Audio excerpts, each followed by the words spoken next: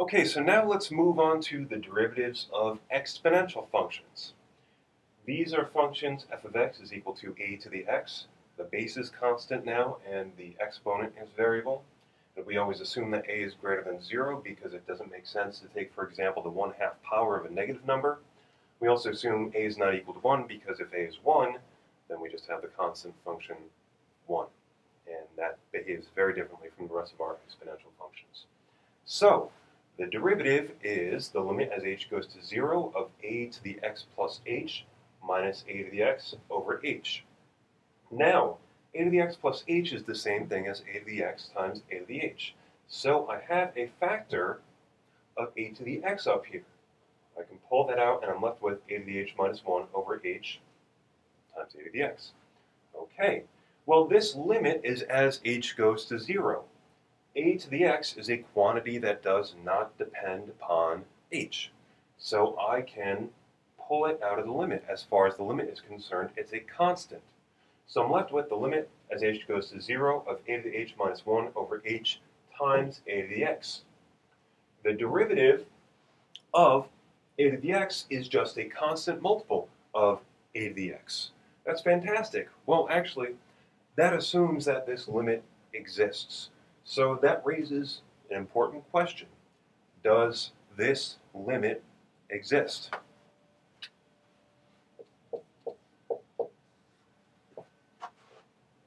Yes. Second, well, if this limit always exists, what would the nicest possible value of this limit be? It would be the nicest if it were 1, because then this function would be its own derivative. The derivative would just be 1 times a to the x, a to the x. So does this ever happen, and when does it happen?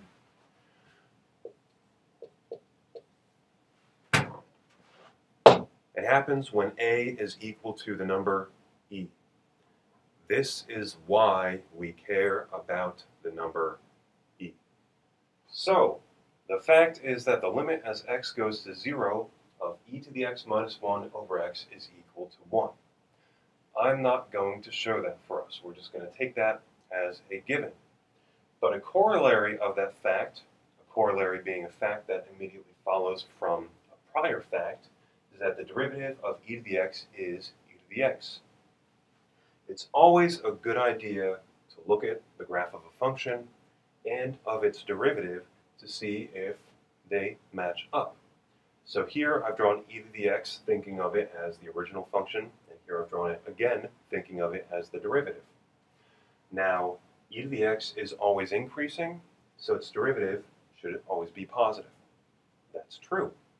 Okay, as we go to the right, the derivative gets steeper and steeper and steeper.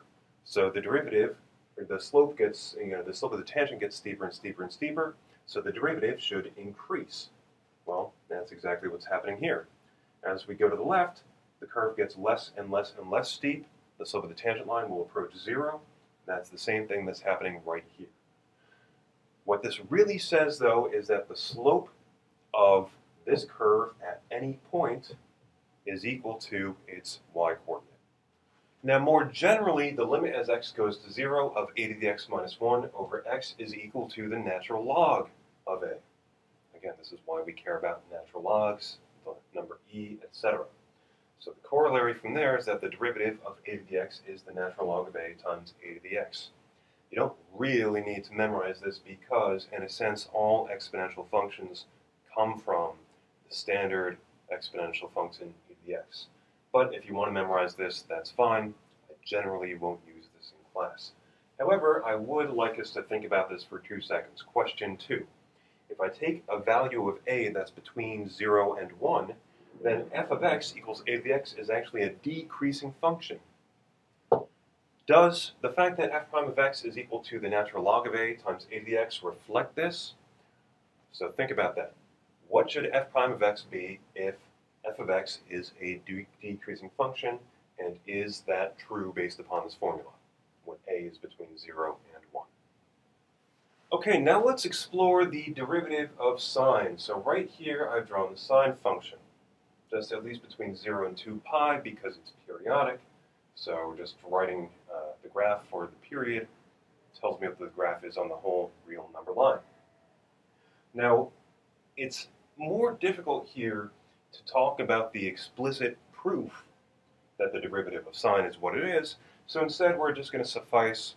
It's going to suffice to look at a graph and sort of sketch what the graph of sine, the derivative of sine, should look like. So sine, what do we do there? What do we do to sketch a graph of a derivative?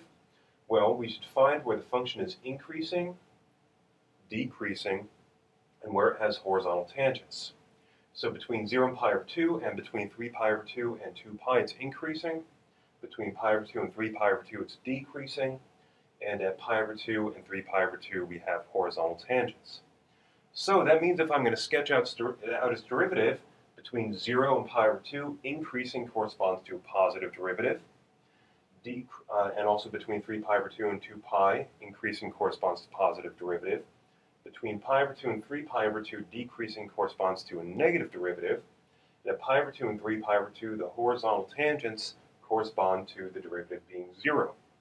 Then if you just sort of connect the dots nicely, and maybe if you notice that the curve appears to be steepest at 0, at pi, and at 2 pi, you can draw the curve of the derivative so that it's steepest at 0, pi, and 2 pi.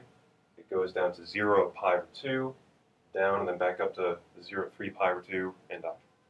Okay, well, what does that look like? What does this derivative look like? It kind of looks like cosine to me. In fact, if this were 1 up here and this were -1 down here, I'd be pretty well convinced. Well, it turns out that that is correct. It looks like cosine, and the derivative is going to be equal to cosine. Okay, so our fact is that the derivative of sine of x is cosine of x. Now you can do a similar analysis. In fact, I'm going to ask you to show that the derivative of cosine is equal to negative sine. Okay. Well, maybe that begs the question, what is the derivative of negative sine? It turns out it's negative cosine. The derivative of negative cosine goes back to sine. We actually have a sort of a circle of derivatives here. The derivative of sine is cosine. The derivative of cosine is negative sine. The derivative of negative sine is negative cosine. The derivative of negative cosine is sine. So I would like to ask you a question. Sketch the graph of cosine and the graph of negative sine and explain, as I did for sine and cosine, explain why the graphs suggest that the derivative of cosine is negative sine. Pay attention to where cosine is increasing, where it's decreasing, and where it has horizontal tangents, and see if it corresponds to the graph of negative sine. Now, just for the sake of a little bit of completeness, I would like to sketch at least the beginning of the argument that the derivative of sine is cosine. But you don't need to know this, and I don't want to needlessly confuse you if you don't really want to see this. You can survive this course without seeing this. But if you would like to, continue watching, only if you want to see where the derivative of sine of x equal to cosine comes from. So the first step in showing that the derivative of sine is cosine involves a trigonometric identity, namely this addition formula. Sine of a plus b is cosine of a times sine of b plus sine of a times cosine of b. Where does this come in? Well, when I take the derivative of sine, I get the limit as h goes to 0 of sine of x plus h minus sine of x over h. Well, it is this term right here, sine of x plus h, to which I'm going to apply the addition formula.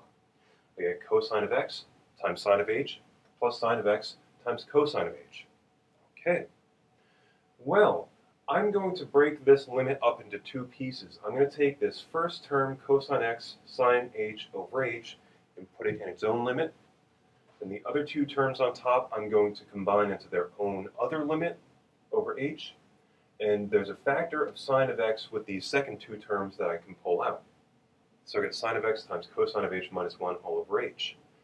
Now, each of these limits now has a function of x as a factor. And since the limits are treating x as constant and h is the only thing that's moving, I can factor out cosine from the first guy and sine from the second guy. So what I'm left with is cosine of x times the limit as h goes to 0 of sine of h over h, plus sine of x times the limit as h goes to 0 of cosine of h minus 1 over h.